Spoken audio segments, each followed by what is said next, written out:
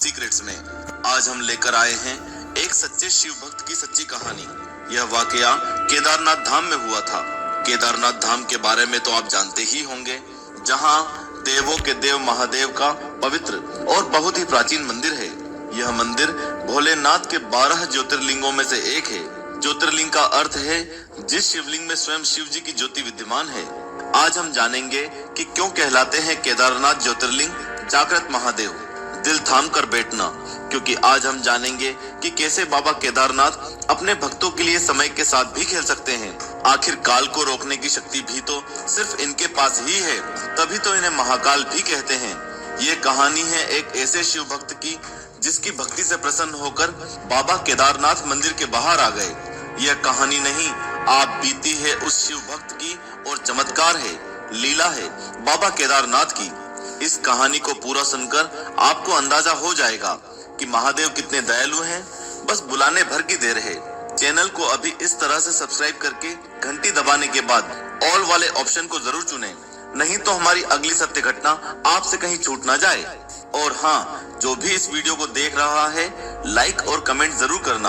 हो सकता है आपके ऐसा करने से बाबा केदारनाथ में घटी ये सच्ची घटना पूरे देश में ट्रेंडिंग हो जाए और सभी शिव भक्तों तक यह सत्य घटना पहुंचे। तो दोस्तों, लाइक और कमेंट जरूर करना। ये कहानी है एक निर्धन व्यक्ति की, जिसके पास शिव की भक्ति के अलावा और कोई धन नहीं था।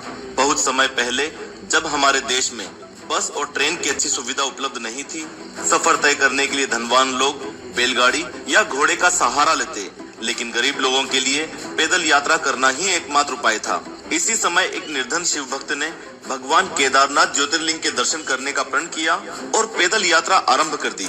उसे तो केदारनाथ का सही रास्ता भी पता नहीं था, बस विश्वास था कि बाबा केदार उसको दर्शन जरूर देंगे। लोगों से रास्ता पूछते पूछते वो आगे बढ़ने लगा और भोलेनाथ का नाम जपते जपते 2 महीने तक सफर करता रहा। 2 महीने बाद जैसे तैसे तब वो केदारनाथ मंदिर के पास पहुंचा तो उसने देखा कि मंदिर के आसपास है सन्नाटा। मंदिर बंद पड़ा है और हो रही है भारी बर्फबारी। उसके मन में बहुत से सवाल उठने लगे। जिज्ञासा भरी आंखों से वो मंदिर की ओर बढ़ता चला गया और उसे उम्मीद की रोशनी दिखाई दिए मंदिर के महंत जी, जो बाबा केदारनाथ की पूजा करके मंदिर के कपाट बंद करके अपने घर को जा रहे थे। उसने महंत जी से कांपती हुई आवाज में बोला, पंडित जी, मैं बाबा केदारनाथ के दर्शन करना चाहता हूँ, कब होंगे मुझे मेरे प्रभु के दर्शन? इसके बाद जो पंडित जी ने कहा, वो सुनकर शिव भक्त के पैरों के नीचे से जमीन खिसक गई। पंडित जी ने उसे बताया कि मंदिर के पट अब 6 महीने के लिए बंद हो गए हैं और अब 6 महीने से पहले मंदिर के पट नहीं खुलेंगे। आप भी सोच रहे होंगे, भाई आखिर ऐसा क्यों? तो जान लीजिए कि केदारनाथ ज्योतिर्लिंग धाम मंदिर साल में सिर्फ 6 महीने के लिए खुलता है और बाकी 6 महीने बंद रहता है। मंदिर नवंबर में दिवाली के बाद भाई दूज के दिन बंद हो जाता है, क्योंकि इस समय यहाँ पर इतनी बर्फ गिरती है कि पूरा का पूरा मंदिर बर्फ में विलीन हो जाता है और ऐसे समय में मंदिर तक आसानी से पहुंचा भी नहीं जा सकता।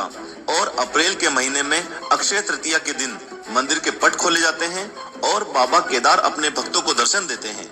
शिव भक्त के कानों में जब पंडित जी की ये बात पड़ी तो उसके होश उड़ गए, गला भर आया और आंखों से आंसुओं की धार बहने लगी।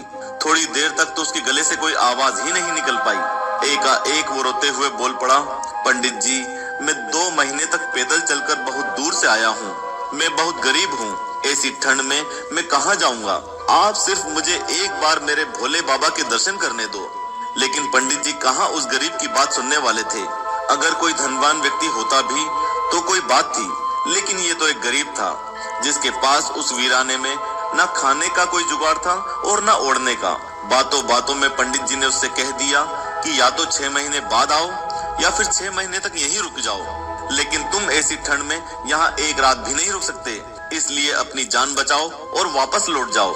6 महीने बाद मैं मंदिर के पट खोलूंगा, तब चैन से देख लेना अपने भोले बाबा को। इतना कहकर पंडित जी चले गए।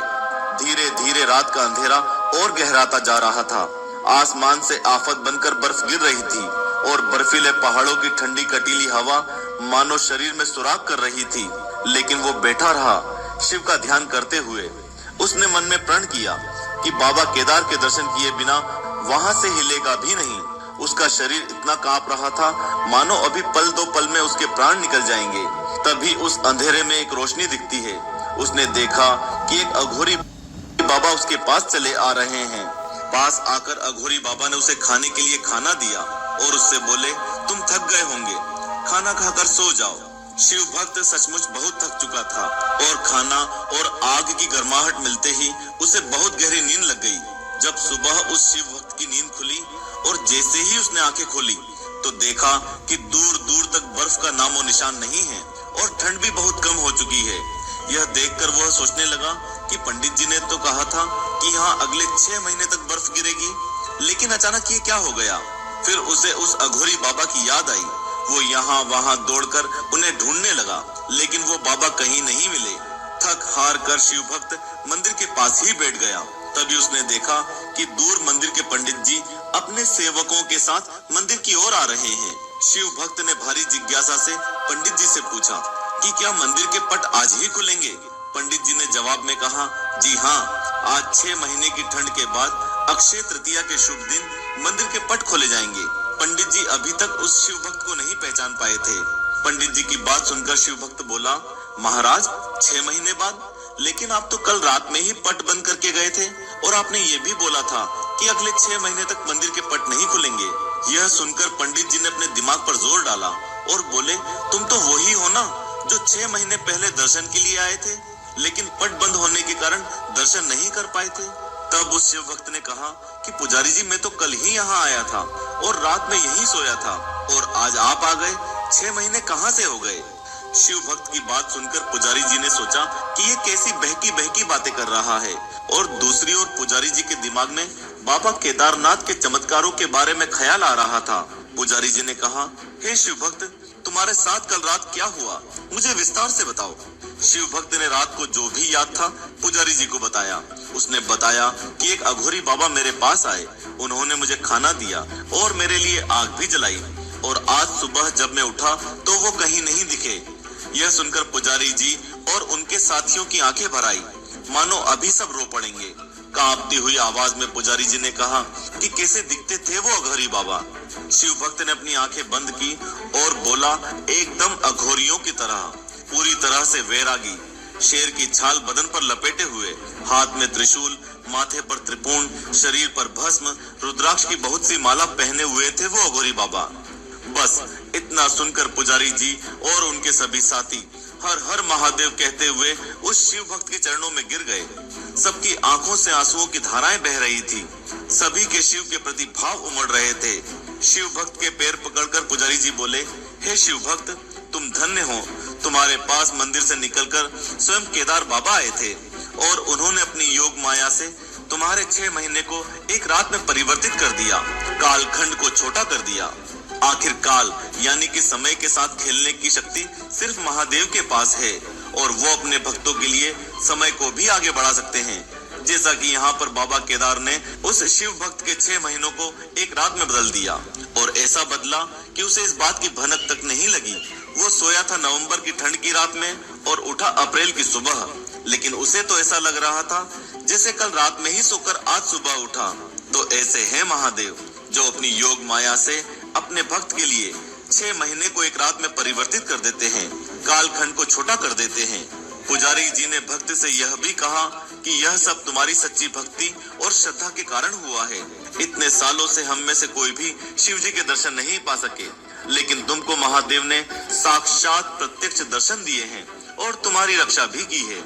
दोस्तों, यही कारण है कि बाबा केदारनाथ ज्योतिर्लिंग को जागृत महादेव भी कहा जाता है, क्योंकि जो भी भक्त बाबा केदार को सच्चे मन से भजता है, उसकी रक्षा करने बाबा केदार सबसे पहले आते हैं और अपने भक्तों को बहुत जल्दी दर्शन देते हैं और उनके तीर्थ को आए लोगों की रक्षा भी करते हैं। दोस्तों, याद रहे, जो भी वीडियो